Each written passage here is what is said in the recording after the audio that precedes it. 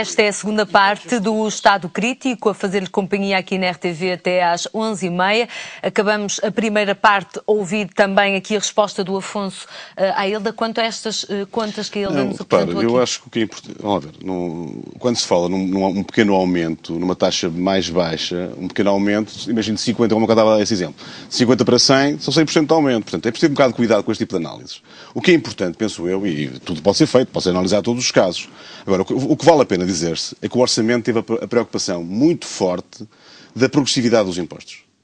Mas previamente, deixe-me dizer uma coisa. É que parece que eu tenho algum prazer, ou o Governo, ou eu particularmente, que já que foi referido no meu caso aqui, se eu podia votar contra o Orçamento, uma referência que nem percebi qual foi o tipo de mensagem, que tenho algum prazer em apoiar aumentos de impostos. Não há nenhum Governo, o Governo de Portugal não tem nenhum interesse em fazer aumento de impostos. A necessidade de cumprir e descer o déficit orçamental é que obriga ao Governo a tomar este tipo de medidas. Isto é um dado fundamental, um dado importante. Eu não vi aqui nenhuma... Ele diz que eu de vez em quando pergunto se há medidas alternativas, continuo a não dar nenhuma medida alternativa, porque a ideia de crescimento económico, despesa pública, antes pelo contrário, queria endividamento, como sabe, não é? Portanto, é evidente também que queria impostos, mas queria endividamento. Portanto, não é por aí. E as medidas de endividamento e despesa pública que foram feitas, por exemplo, no anterior Governo, levaram a que a dívida pública do Estado fosse o dobro do que era quando o Governo chegou ao Governo. Portanto, não é por aí, e tenhamos consciência de que o momento é um momento muito difícil para o país. E quaisquer ideias um pouco hilariantes, permitam pôr as questões, que não passem por controlarmos completamente a despesa e tentarmos cumprir aquilo que está estabelecido, não me parece seja correto. Deixe-me dizer-lhe, para dar um exemplo muito concreto, como sabe, os escalões do IRS, por exemplo, passaram de 11,5% e com as 10,5%, que era o máximo, de 14,5% para 48%. Portanto, repara, o escalão mínimo de 11,5% para 14,5%. Claro que se as contas de 11,5% a 14,5%, quanto é que dá? Dá uma taxa de crescimento elevada, não é? Mas estamos a falar de 14,5%, não é? E como sabe também, cerca de metade das pessoas não pagam impostos. Como sabe também. O que é um dado negativo. Porque se tem salário mínimo, é muito baixo, é evidente. Baixos, mas o salário negativo é um dado negativo, porque é a realidade portuguesa. Portanto, há aqui uma preocupação da progressividade dos impostos e não tenha dúvida que, não tenhamos dúvida, e eu não concordo nada com o que o João Teixeira Lopes está a referenciar em relação ao Tribunal Constitucional, apesar que eu não tinha falado sobre isso, mas devo dizer, por exemplo, a decisão do Tribunal Constitucional, como sabe, também foi uma decisão tomada e temos de levá-la em consideração, não tenho disso nenhuma dúvida, não foi por unanimidade também, como sabe, mas foi aprovada, não foi por unanimidade, a maioria, ou pessoas estavam em desacordo com ela, e muitas pessoas discordam desta posição. Seja como for, este Orçamento de Estado teve a preocupação, isso é claro, e há várias opiniões diferentes daquela que foi aqui referenciada. Essa força em relação, digamos, à construção do orçamento não tem sido muito falada, portanto, nem sequer... Tem sido muito falada, ainda hoje. Tem sido muito falada. Ainda hoje o Jorge Miranda... O Jorge Miranda é uma das pessoas que fala. O Bacelar, não tem muitas pessoas. Agora, há aqui uma preocupação da progressividade dos impostos. Há a preocupação de toda a gente participar. Vou dar um exemplo concreto. Por exemplo, este Orçamento de Estado prevê também, aliás, já vai agora aumentar já este ano, a taxa liberatória dos depósitos a prazo. Por exemplo, que era 20% o ano passado, passou para 25%, agora passará para 26,5%, e no Orçamento de Estado para 2013 será 28%. Até é negativo para a economia, se quer a minha opinião. Não. Mas eu digo-lhe já. Essa é catastrófica, não é? Essa é catastrófica. Não acha? Eu não percebo o que é que querem, sinceramente. Eu já posso não explicar. Deixa-me acabar. Deixa-me acabar sobre isto. Eu estou de acordo, o ideal era não ser assim. Estamos todos de acordo, porque as pessoas fazem as suas poupanças, poupam. Não. Agora, o que se pretende aqui é um esforço de toda a gente, de quem tem rendimentos. A ideia é tributar os rendimentos numa fase de esforço do país. É o que se está a falar. Eu não estou a dizer que, em termos teóricos, concordo com esta medida. É evidente que gostaria que não fosse assim. Não há ninguém que defenda aumento de impostos, Eduardo. Não há ninguém. Mas não acha que falta, Afonso, aqui um discurso, às vezes, de esperança do próprio Governo? Às vezes também reconheço que era melhor que houvesse um discurso mais que se percebesse. Não são floreados, que se percebesse que não é floreados. Falta ou não dizer ao país que este esforço é para... Admito isso. Sinceramente, admito que às vezes é preciso explicar às pessoas, e eu penso que o Governo deve fazê-lo mais vezes e de uma forma mais assertiva e mais, enfim, que se perceba melhor, e às vezes reconheço que a mensagem pode não chegar. E, portanto, o Governo deve fazer um esforço maior para explicar quais são os objetivos das medidas. Uma das questões que eu acho que é possível criticar é essa, não explicar completamente porque é que se está neste caminho, porque é que este caminho tem que se seguir nesta fase. Não há grandes alternativas e, portanto, não temos forma de fugir Pode ser um bocadinho diferente, mas não há grandes alternativas em relação a isto. O Partido Socialista, particularmente, por exemplo, não apresentou nenhuma alternativa. Eu tenho visto alguns líderes, alguns dirigentes destacados do Partido Socialista a dizer, ontem eu vi, por exemplo, o Francisco Assis a falar nisso, a dizer que está à espera também que o Partido Socialista no Parlamento apresente alternativas a este orçamento. Também esperemos que assim seja. Eu fico sempre à espera que venham alternativas, nunca vêm. Agora, o que se tem que perceber é que há aqui um esforço, isto é que não pode haver aqui nenhuma dúvida, é que há um esforço para todos participarem. Por exemplo, está prevista uma sobretaxa de 5% sobre o lucro tributável acima de 7 milhões e meio de euros em sede de IRC. Prevê-se uma receita adicional de 225 milhões de euros. Repare, em matéria de IRC, em matéria de IRS, na questão, por exemplo, dos rendimentos capitais. Na questão do IMI, por exemplo, uma questão que foi polémica e penso que bem, o Governo manteve a cláusula de salvaguarda em relação ao IMI, penso que bem, acho que é uma boa medida, porque senão o esforço era muito maior também a esse nível. De qualquer maneira, isso também é receita municipal, não é? Para o Orçamento de Estado, como sabem, não é? O IMI é a receita municipal. Portanto, eu acho aqui um esforço da parte do Governo, e é importante que isto fique muito claro em relação a isto, para que haja aqui todos participem neste esforço coletivo que é preciso fazer. Todos participem. Sobre Vamos ouvir o Eduardo. Deixe-me só, é rápido. Sabe qual é o aumento global do IRS que está previsto? 2.800 milhões de euros. Sim. Então compare com 173 milhões, como acabou de dizer, do IRC. Não é isso, Hilda, temos de ser corretos nisto. Então, conclua. Temos de ser corretos nisto. Não, o correto é isto que lá está. Isto é que está mal. Isto é um assalto fiscal aos trabalhadores. 2.800 milhões de euros. Aos portugueses, não é o salto fiscal. Esse comportamento não é correto. Já lhe expliquei na última vez que temos aqui. Está bem, o senhor acha que não é. É a minha opinião. Mas quem o vai pagar, que são os trabalhadores, sabem, é um assalto fiscal, porque ao IRC são 173 milhões. Que é o IRC é sobre as empresas. Buraco negro, Dom Manuel Ferreira Leite, buraco negro. Permita-me só comentar aqui esta questão do buraco. Para sempre que dá jeito, João, sempre que dá jeito, referem a Manuel Ferreira Leite. Há 2, 3 anos. Há 3 anos atrás. Meia hora sem falar. Marcelo Rebelo de Sousa. Posso referir-me ao Amaral. Posso referir a Alberto João Jardim. Que nem gosto de nada. Posso referir esses nomes todos. Mas há 2, 3 anos, quando Manuel Ferreira Leite alertava para a dívida do Estado, esqueceu-se de referir. Eu estou a referi-la agora. No momento presente. Há momentos em que dá jeito. Refiro, obviamente, quando concordo com ela. É óbvio. Pode referir Pina Moura. Também não gosta de Pina Moura, para referir. Pode referir Miguel Beleza, pode referir Campos e Cunha. Quer dizer, se quer arranjar aqui, a ideia não é... referir o Daniel Bessa, que foi ministro do PS. É um bom exemplo. Agora suporta completamente as políticas do governo. É um bom exemplo. O que me parece é que não é por aí que vamos, percebe? Ainda há pouco referi à questão de que o deputado Mota Amaral disse que ia votar contra o Orçamento de Estado. Não foi isso que ele disse. Disse que sim, disse que ia votar contra. Não foi isso que ele disse. Que se inclinava para votar contra, foi isso, claramente. O que eu ouvi foi que se houvesse alterações substanciais... do governo dos Açores. Disse que... Desculpa, enfim, eu espero que sim, que haja coragem de alguns deputados da maioria de votarem contra, eu espero que sim. Pode haver surpresas e agora sim, Eduardo. Antes de mais, e voltando à primeira parte do estado crítico, as medidas. Sim. Deixe-me repor 2 ou 3 questões, porque corremos o risco, pela dinâmica do próprio debate, de, enfim, provavelmente ser a última vez que possa falar, de uma forma pelo menos um bocadinho mais desenvolvida, mas deixar 2 ou 3 notas que me parecem importantes. Já é a segunda ou terceira vez que o Afonso, aqui nos debates, vai dizendo que o PS assinou o memorando da Troika. Não assinou, e eu o que gostava de dizer, em nome do rigor, eu percebo o que é que tenta fazer passar subliminarmente, mas aquilo que aconteceu foi uma assinatura a 3. O PSD e o CDS assinou o memorando, não foi o PS que assinou, e se pudéssemos encontrar responsáveis pela vinda da Troika, provavelmente mais depressa encontraria no PSD e no CDS responsabilidades do que no PS, porque o PS sempre tentou evitar a vinda da Troika, ao contrário do PSD, que sempre a mobilizou. Já falámos sobre isso aqui. Sim, é verdade, mas como é que evitou se tornou inevitável? Sim, fez um caminho inevitável. Depois, há uma questão que para mim é absolutamente estrutural e que não foi referida, e também não é possível referir tudo, e que ultrapassa um bocadinho o debate que possamos fazer sobre níveis de despesa maiores ou menores, e que é verdadeiramente, do meu ponto de vista, que não sou economista, mas é verdadeiramente a questão central deste Orçamento de Estado.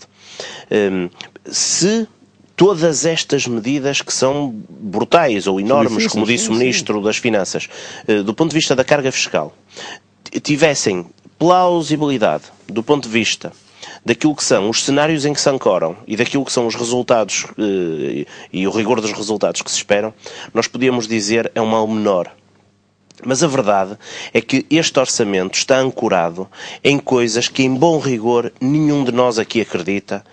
Eu admito que nem o próprio Afonso acredite. Repare, este orçamento está ancorado numa perspectiva de recessão de 1% do PIB para o próximo ano, que o próprio FMI, utilizando os novos multiplicadores, já veio admitir que é completamente impossível termos no próximo ano uma recessão de 1% apenas.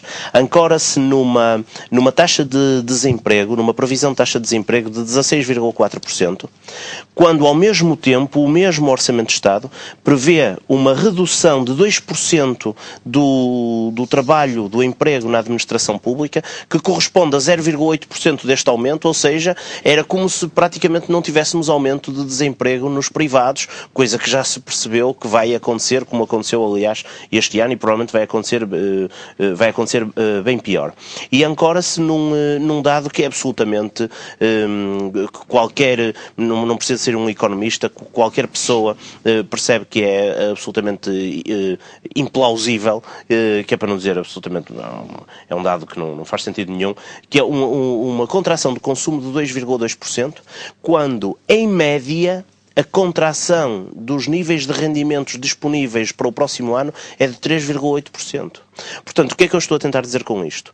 Além da falta de rigor, eu acho que o que está aqui claramente dito é que no primeiro trimestre de 2013 nós vamos assistir à primeira avaliação trimestral, que vai ser uma catástrofe do ponto de vista dos resultados obtidos. E como sabe, aliás, o primeiro trimestre até costuma ser bom para fazer este tipo de balanços. Por isso, e este é um problema.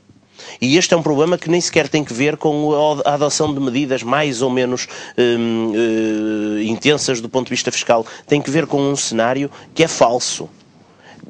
Todos os orçamentos se ancoram em cenários económicos, mas há cenários económicos que são mais plausíveis do que outros. Ninguém acredita que isto seja cenário possível. Execuível, é isso? Não será execuível, não será execuível. E isto, eu estou disponível para daqui a 9 meses estarmos aqui a avaliar a responsabilidade do que estou a dizer. A contração do PIB e a contração do consumo em 2,2% e a contração do PIB em 1% é impossível do ponto de vista económico de obter. Impossível com este Orçamento de Estado. E isto é preciso ser dito, porque a venda de ilusões resulta de andarmos a dizer aos portugueses que vamos ter 16,4% de desemprego no próximo ano, e só se fizéssemos uma limpeza de cadernos de centro de emprego, de listagens de centro de emprego, é que isto seria viável, porque nós todos sabemos que o desemprego vai ser maior do que isto no próximo ano, com estas medidas. A contração do consumo 2,2%, quando o rendimento líquido médio dos portugueses vai contrair quase 4%, e quando se sabe que este consumo é muito alavancado nos rendimentos das classes médias, que vão sofrer uma penalização brutal no próximo ano. Por isso, eu neste momento já discutia, vamos admitir que na primeira parte discutimos as medidas mais concretas, fiscais, etc., mas eu neste momento já discuto o cenário macroeconómico em que se ancora este orçamento. Porque se o cenário macroeconómico fosse correto, nós o que estaríamos aqui a discutir era se justificava ou não esta intensidade fiscal versus alternativas. O problema é que, do meu ponto de vista, este cenário macroeconómico é absolutamente irrealista. Mas depois temos a questão dos orçamentos retificativos, por exemplo. Sim, está bem, mas se os orçamentos retificativos forem para retificar uma coisa que à partida todos nós sabemos que não é mas a minha questão plausível, era no sentido de, será que podemos esperar ainda mais em 2013? Se for ainda mais impostos em face do não cumprimento destes cenários, eu acho que sim. Qualquer pessoa sabe que sim. E agora as medidas, bom, agora as medidas, repare. Antes das medidas posso só fazer aqui um comentário em relação a isso, se me permite. Que é, claro, qualquer previsão hoje de dificuldades... Sim, eu disse isso. A probabilidade de ter alguma razão fica mais forte. As coisas tendem a correr menos bem. Agora, ao contrário do que disse, Hoje mesmo, o FMI afirmou que mantinha a previsão do 1%. Hoje mesmo. Aliás, não faça discutir a questão técnica dos multiplicadores, mas podemos discutir isso. Mas podemos discutir. Não, o FMI não foi isso que disse. Mas o que é que disse? Desculpe, não vê necessidade de rever a estimativa assumida pelo governo. Exatamente. O que é que significa isto? Desculpe lá. Deixa-me para acrescentar que o fundo, o FMI, deixa-me só acabar. Não vê a necessidade de rever a estimativa assumida pelo governo para a escolha para a contratação do produto interno bruto no próximo ano de apenas 1%. Portanto, isto significa o quê? Significa... O contrário do que disse? Não pode ser. Significa que aqui por meio ano a senhora Lagarde vem dizer que mais uma vez se enganaram nas suas previsões. Podem prever, agora não é preciso falar verdade nestas coisas. Não, mas isso não é verdade, está a dizer. Não é verdade. Não. Isso é uma manipulação de uma frase. Que diminuindo o poder de compra da população brutalmente, como aqui está proposto neste orçamento, o que nós temos é uma contração tremenda da procura, logo uma recessão muito superior à... Sim, mas está previsto eu não vou discutir aqui... 1% de diminuição do PIB em 30 segundos e não monopolizo, não intervenho mais. O próprio orçamento também diz que há condicionantes. E por isso alguns já apontam que essa recessão poderá ir para menos 4,5% ou até 5,3%.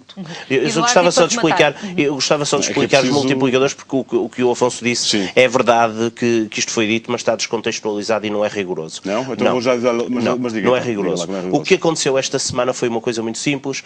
O FMI produziu uma alteração muito importante naquilo que é a utilização dos multiplicadores para aferir as consequências da austeridade. O multiplicador que existia até agora era um multiplicador 0,5, ou seja, por cada euro de austeridade tinha 0,5 de recessão, desculpe estar a ser rápido, mas para não estar a monopolizar, por cada euro de austeridade tinha 0,5 de recessão. Neste momento o que o FMI vem a dizer é que, com base numa amostragem de 27 países sujeitos a cargas de austeridade, o multiplicador evolui de 0,5 para 2.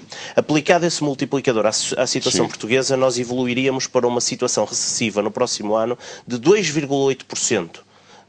Negativos na recessiva. Portanto, o que é que aconteceu? Isto levantou uma polémica enorme em função daquilo que eram os cenários traçados pelo próprio FMI e pelo governo português para o próximo ano. E o que o FMI, 3 ou 4 dias depois do Outlook ter sido lançado... Isso é uma discussão muito mais profunda. Pois, mas eu não posso ter muito mais profunda, senão monopolizo, mas esta é a verdade. E o que o FMI vem dizer é verdade que nós mudamos de multiplicador, é verdade que o nosso atual multiplicador está ancorado numa grande amostra de países que sofreram austeridade, mas não se justifica estar a intervir em Portugal porque os cenários estavam já traçados e, portanto, vamos numa espécie de crença admitir que isto vai ser cumprido. E, portanto, vem dizer agora que não quer mexer no 1%. Isto devia ser, aliás, alvo da maior das censuras do ponto de vista técnico-científico. Porque uma entidade como o FMI não pode simultaneamente querer fazer técnico-ciência e a seguir querer fazer política. Porque se adota um multiplicador novo, que é uma espécie de indicador... É uma discussão muito importante. Se adota, tem que adotar generalizadamente, porque Portugal não foge à situação que ocorreu na Argentina, que ocorreu na Grécia, etc. Do ponto de vista, não estou a comparar historicamente ou a intensidade, estou a comparar aquilo que é o efeito recessivo das políticas de austeridade. E, portanto, a minha questão não é sequer avaliar positivo ou negativamente as medidas deste governo, é dizer o cenário macroeconómico em que se ancora o Orçamento de Estado é um cenário completamente irreal. E neste cenário que é recessivo, só um bocadinho, Afonso já comenta, mas nesse cenário de 2,8, menos 2,8, este cenário recessivo, pode haver ou não lugar para um segundo resgate financeiro? Eu penso que isso não vai acontecer. Agora, parecendo que vou fazer futurologia, eu penso que isso não vai acontecer. Por muito que eu respeito muito os espanhóis, tenho uma enorme estima por Espanha e pelos espanhóis, mas eu penso que o nosso problema se agilizaria se rapidamente, se é que já não deviam ter caído, se rapidamente os espanhóis não tivessem caído nas mãos de um resgate internacional, que é aquilo que vai acontecer daqui a algumas semanas, como tudo prevê. A queda de Espanha a um resgate internacional internacional significaria um abalo da economia europeia de tal forma colossal que implicaria uma intervenção simultaneamente em Espanha em pacote com os outros países, olhe, por exemplo, com um pequenito país que também está a ser alvo de um resgate, como o Chipre, e, portanto, seria uma intervenção global mobilizada pelo impacto da queda da Espanha. Porque, apesar de tudo, sejamos rigorosos, a queda da Grécia, no contexto europeu, significa o que significa. A queda de Portugal, no contexto europeu, significa... É a cauda da cauda, não é? Completamente. A Espanha, quando cair, o estrondo é grande. A Itália, se caísse, o estrondo era brutal. E, portanto, eu estou muito convencido que a queda da Espanha, que eu admito que hoje já ninguém põe em dúvida que vai ocorrer em novembro, a queda da Espanha, às mãos de um resgate internacional, vai abrir oportunidades para um modelo diferenciado que pode significar mais dinheiro e mais tempo, revisão de algumas taxas de juro. Isso pode significar... Uma nova forma de olhar para as crises com certeza. Que estão a abalar E depois a só duas notas, já percebemos que não vou poder falar de alternativas, mas eu gostava muito e o desafio de um debate sobre as alternativas é muito importante, até porque eu acho que essa questão também nos responsabiliza, não é estar aqui apenas a dizer coisas más, e eu estou disponível para dizer também aquilo que penso do ponto de vista das alternativas. Mas só duas notas que não pretendem ser notas populistas, mas que são notas que me impressionaram na leitura do Orçamento de Estado. Em primeiro lugar, uma o Afonso referiu, não em jeito de virtude, mas enfim, que é a tributação da poupança. Se há coisa onde não era possível mexer neste momento, era na poupança. Porque se houve coisa que este governo assumiu desde sempre, foi o incentivo à poupança mínima das classes médias como um instrumento de capitalização, olha, até de capitalização dos próprios bancos. E a poupança já tinha levado um estouro fiscal nos certificados de aforro. É inadmissível que o governo esteja a pagar taxas de juros de certificados de aforro que são muitíssimo inferiores àqueles que paga, por exemplo, à dívida internacional, aos empréstimos internacionais, e agora faz esta coisa... E agora fez sobre essa matéria. Mas sabe, eu já lhe disse que não sou preto nem branco. Sim, está bem. Bom, e agora o que faz à poupança, sobretudo das classes médias, é, do meu ponto de vista, avassalador, até porque a poupança dos ricos não está em Portugal e não está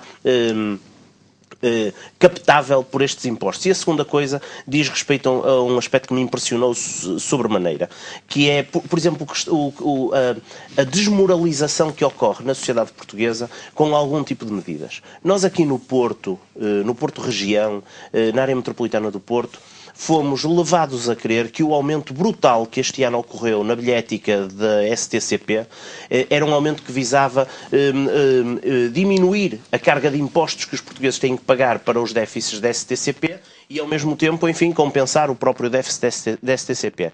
Neste Orçamento de Estado para 2013, após um aumento brutal da bilhética da STCP, está previsto um aumento de 22% das indemnizações compensatórias para a STCP, de 12 para 15 milhões de euros. Ora, um governo que, quando tomou posse, disse que em 3 meses o secretário de Estado, Sérgio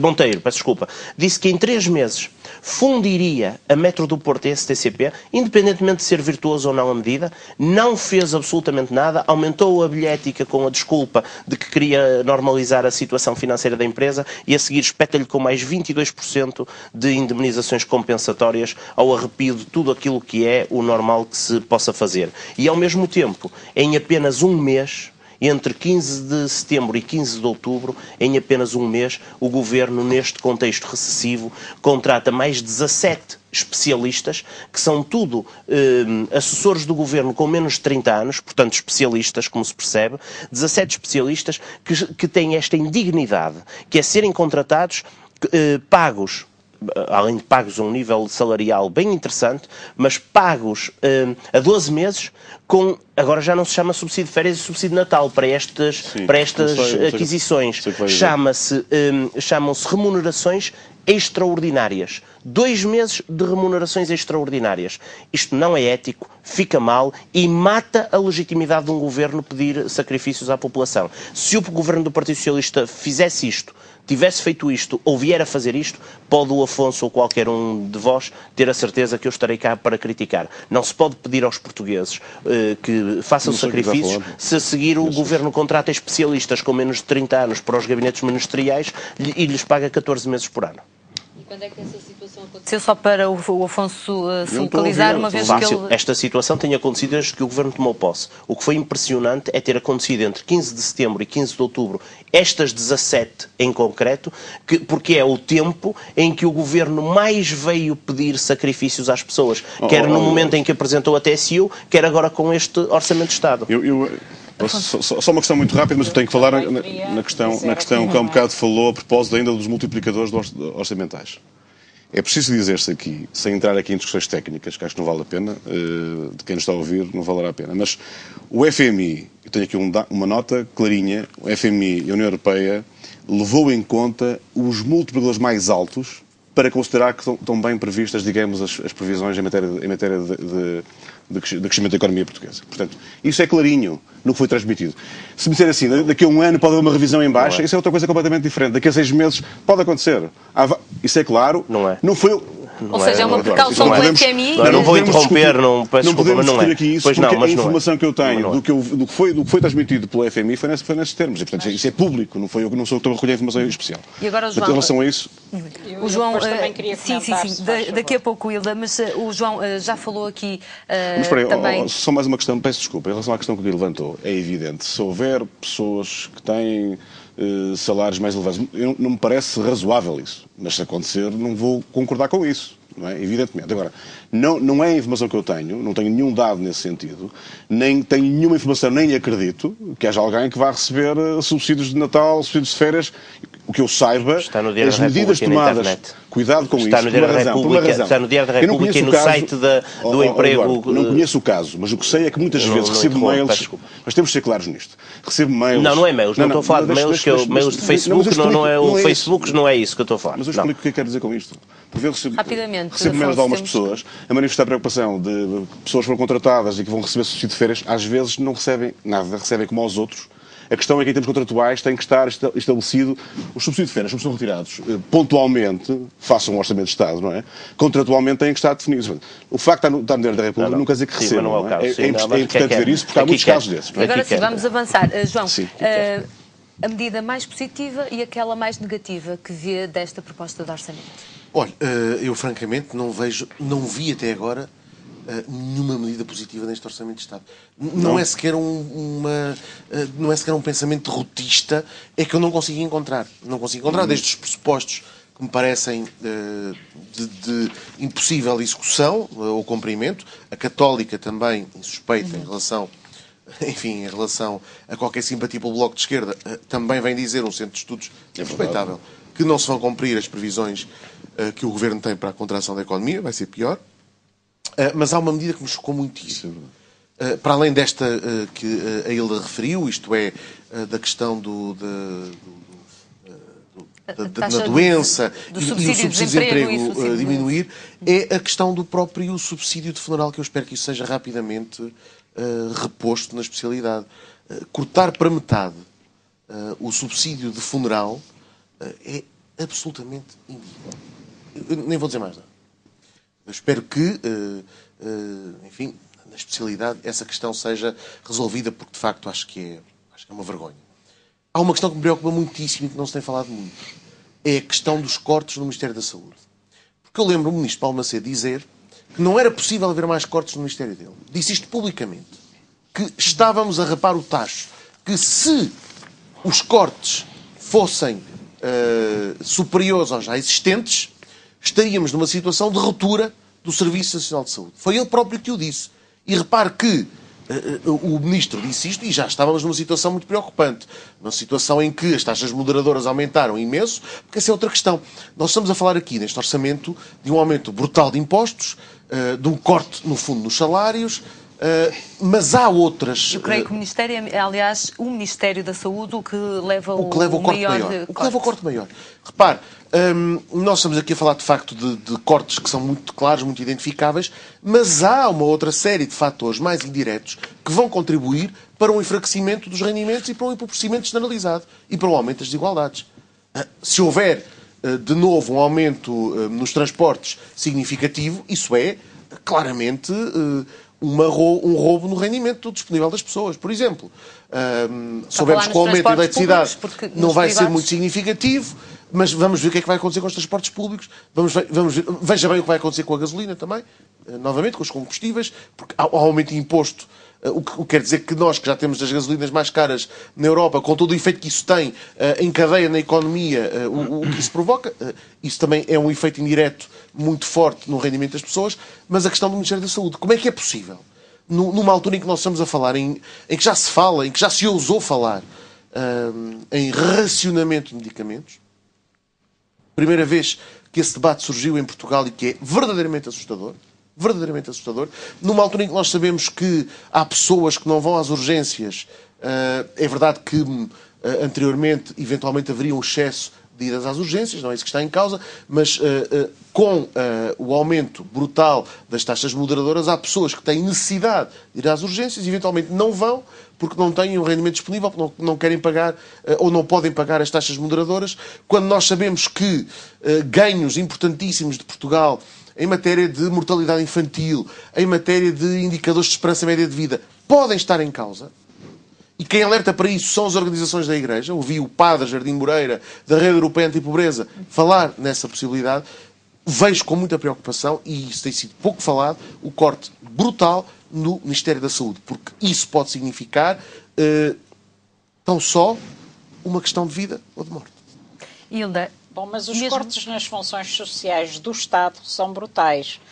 Por exemplo, no Ministério da Educação, o corte que está proposto para o próximo ano é de 1.125 milhões de euros. Hoje mesmo já vimos até chamadas de atenção do Instituto Superior Técnico em Lisboa. Mas seja o Ministério da Ciência, mas isso vai acontecer com muitos. Sim, os alunos até puseram lá simbolicamente vende-se o edifício para se poder arranjar dinheiro para manter a escola a funcionar. Bom, é algo inconcebível o que se está a passar. Mas na saúde também 660 milhões de euros, com que isto significa nós vamos ter daqui a 3 ou 4, daqui a 10 anos, quando se fizer um balanço do que foi esta época, uma regressão brutal, não só nas funções sociais do Estado, mas na própria esperança de vida das pessoas, no aumento da mortalidade infantil, no aumento dos suicídios, na vida mais curta das pessoas, ou seja, no desenvolvimento em geral, em algumas doenças. Não só vamos dar, o consumo de pão aumentou brutalmente. Não só vamos dar um passo atrás, como estamos a regredir para níveis terceiro-mundistas. É algo de inconcebível. Bom, mesmo na cultura, que, enfim, já tínhamos apenas 0,2% do PIB, neste ano, para o orçamento para 2013, passa para 0,1%. É algo de brutal, como se o povo não tivesse direito a ir ao teatro, ao cinema, não tivesse direito digamos, à cultura, ao acesso à cultura, não vai ter porque reduz o rendimento disponível das famílias e ele fica reduzido ao mínimo, mas também porque as próprias instituições e organizações e os fazedores de cultura vão ficar sem condições para o fazer com um orçamento deste tipo. Mais, há instituições culturais onde se investiram milhões de euros, se construiu equipamentos e não vamos ter dinheiro para as manter a funcionar com este orçamento. Mas as prestações sociais, o corte nas prestações sociais é de 1.040 milhões de euros. Já falei há bocado dos cortes no subsídio de desemprego, dos cortes no subsídio de doença, mas também dos pensionistas e reformados, que, como sabemos, têm, em geral, pensões e reformas muito baixas e, mesmo assim, vão ainda ficar com menos do que já têm. Portanto, é todo um orçamento que esquece, no entanto, de mexer em questões essenciais. Pronto, é preciso sacrifícios, diz aqui o nosso colega Afonso. A nossa colega o que é que disse então? A nossa colega o que é que disse então? Diz que é preciso sacrifícios. Mas às PPPs eles não pedem esses sacrifícios. Não são capazes de ir participações público-privadas e dizer não há dinheiro. E, portanto, não pagamos. Por ou nacionalizar. E, portanto, tem que estar em cima vai haver um corte de 200, estima-se um corte de 250 milhões de euros nestes encargos com as PPPs. Sim, mas 200 um corte de 200 milhões de euros, 250 milhões. Até a Troika diz que é pouco. A Troika diz que é pouco. Mas eu falei de mais de 1 milhão de euros, de mais de 1.000 milhões de euros nos cortes para a educação, de mais de 1.000 milhões de euros no corte para as prestações sociais, incluindo o subsídio de desemprego, o subsídio de doença e as pensões e reformas.